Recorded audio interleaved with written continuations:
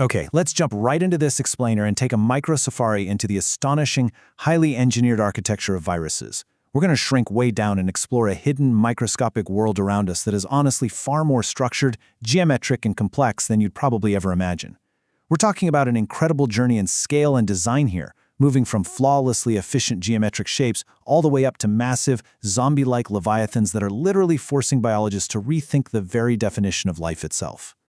To really thoroughly shatter the illusion of viruses as just simple, invisible germs, we have to start with a provocative question. What does a microscopic alien actually look like? When we think of viruses, we usually picture this formless, menacing blob, or maybe a cloud of biological static. But if you were to zoom in and actually look at them under a high-powered electron microscope, you wouldn't see blobs at all. You'd see something that profoundly resembles alien nanotechnology. The reality is way more science fiction than we give it credit for. We're looking at perfectly symmetrical spacecraft-like structures, incredibly diverse shapes ranging from rigid rods to complex, multi-part microscopic machines built with just terrifying precision. But before we can truly appreciate those bizarre architectures, we need to lay down a little foundational vocabulary. To understand the architecture, we have to isolate the virion. That's the completely independent extracellular virus particle. Basically, when a virus is outside a host and not actively infecting a cell, it's essentially an inert package. But it isn't just some stray piece of biological code. It's genetic material, either DNA or RNA, locked securely inside a highly complex protective protein vault known as a capsid. And that intricate capsid is the exact architectural shell we're going to be exploring today. All right, let's kick things off with the classic architectural styles, the elegant, highly symmetrical foundations of viral design.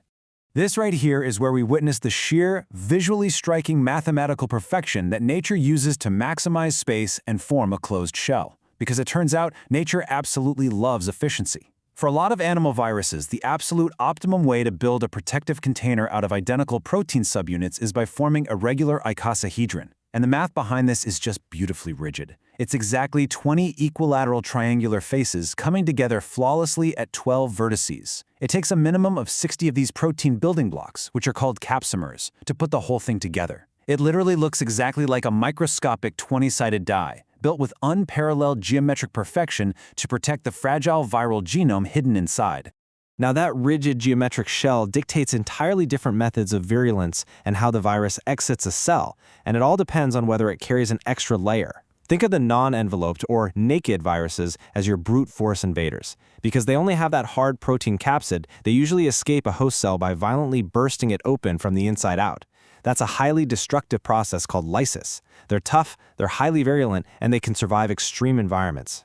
Envelope viruses, on the other hand, are more like stealthy thieves. Instead of bursting the cell, they actually take a piece of the host cell's lipid membrane as they bud out, cloaking themselves in it. Because they aren't immediately rupturing the host, it's a much quieter approach, though that stolen lipid cloak does make them a lot more sensitive to things like heat or basic disinfectants. And that stolen host membrane isn't just a passive disguise. The virus aggressively modifies it, adorning it with a colorful fringe of glycoprotein spikes, officially known as peplomers. When you look at them under negative staining on an electron microscope, it literally looks like enveloped viruses, like influenza or coronaviruses, are wearing this vibrant, fuzzy halo. But do not let that fuzzy look fool you. Those spikes are highly specialized molecular lockpicks, and they are designed to bind to very specific receptors on your cells to trigger a full-scale invasion. Even more importantly for us, this brightly colored, fuzzy-looking fringe is the exact biological profile that our immune systems and the vaccines we design are desperately trained to recognize, intercept, and neutralize. So those are the classics. Now let's move on to the rule breakers and see how viral shapes evolve from simple geometry into bizarre, highly specialized biological machinery. The rabies virus is a perfect example of a striking deviation from those spheres and 20-sided dice we just talked about. It features a completely distinct, aerodynamic-looking, bullet-shaped, enveloped morphology. It forms this rigid, elongated cylinder that's perfectly rounded at one end and flat at the other. And inside that deadly microscopic ballistic casing is a helical nucleocapsid. That means its highly dangerous RNA is coiled up incredibly tight, almost like a loaded spring. It's a prime example of how viral architecture adapts into incredibly specific, visually startling morphologies just to ensure its own survival and transmission. Honestly, if a Hollywood prop designer pitched this specific virus for a sci-fi movie, they'd be laughed out of the room for being way too unrealistic. This is the Enterobacteriophage T4. It's a virus that specifically hunts bacteria, and it looks exactly like an Apollo-era lunar lander. But this is not just some static funny shape, it's an active, spring-loaded microscopic injection machine. It has that icosahedral head up top storing the DNA sitting on a distinct helical tail. Down at the bottom is a complex hexagonal base plate with these spindly tail fibers. Those fibers act as landing gear to perfectly dock onto the surface of a bacterium. Once it attaches, the entire helical tail contracts. It acts as a literal molecular syringe, forcefully punching right through the thick bacterial wall and firing its genetic payloads straight inside. It is just a staggering dynamic piece of biological engineering. All right, let's scale things up. Way up. Our safari is about to encounter the absolute heavyweights of the viral world, the megavirales. This quote from Dr. Joe Pagliano really captures the absolute paradigm-shattering shock in the scientific community when these massive, bacteria-mimicking entities were finally understood. See, for roughly a century, a virus was practically defined by what it could pass through, specifically microscopic filters designed to catch larger things, like bacteria. But in the early 21st century, biologists studying amoebas found something impossible. They found entities so massive that they actually got caught in those filters. Because of their immense size, scientists naturally assumed they were just gram-positive bacteria.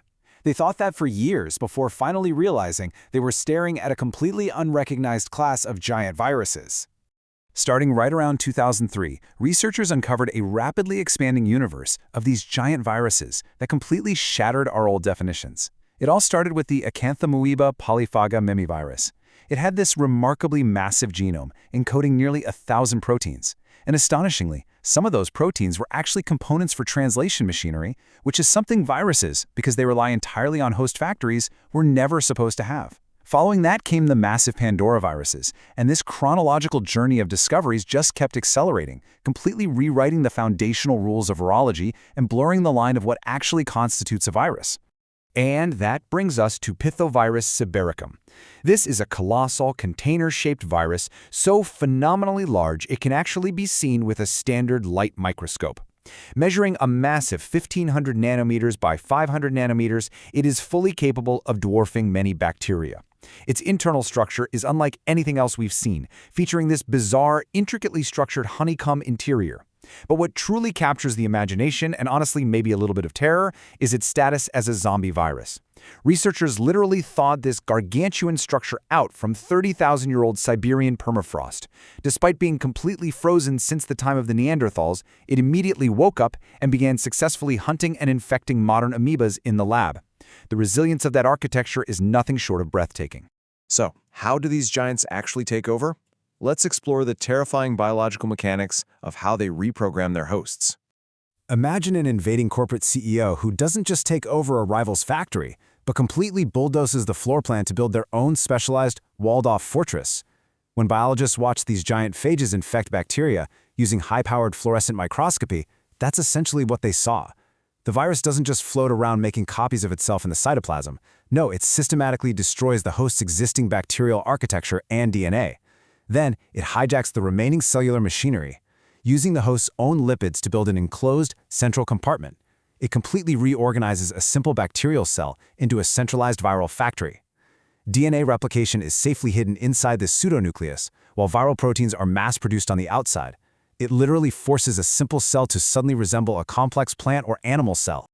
To wrap up our explainer today, we really have to look at what these massive restructurings mean for the deep history of life on Earth. I want to leave you with this profound mystery. Does the drastic restructuring of a cell by giant viruses finally blur the line between living and non-living? There's this truly fascinating hypothesis out there known as viral eukaryogenesis. It suggests that billions of years ago, the very first eukaryotic cell, which is the direct ancestor of all plants, all animals, and all of us humans, might have been created when an ancient giant virus hijacked a bacterium, built its walled-off viral factory, but then just never left. Over eons, that viral fortress might have evolved into the cellular nucleus itself. When you look at the sheer architectural brilliance, the mathematical perfection, and the massive scale of these microscopic machines, you really have to wonder, are viruses just the ultimate biological parasites, or are they the ancient, unrecognized architects of complex life as we know it? It's definitely something to ponder the next time you marvel at the microscopic world. Thanks for joining me on this explainer, and keep questioning the incredible mechanics of the unseen universe around you.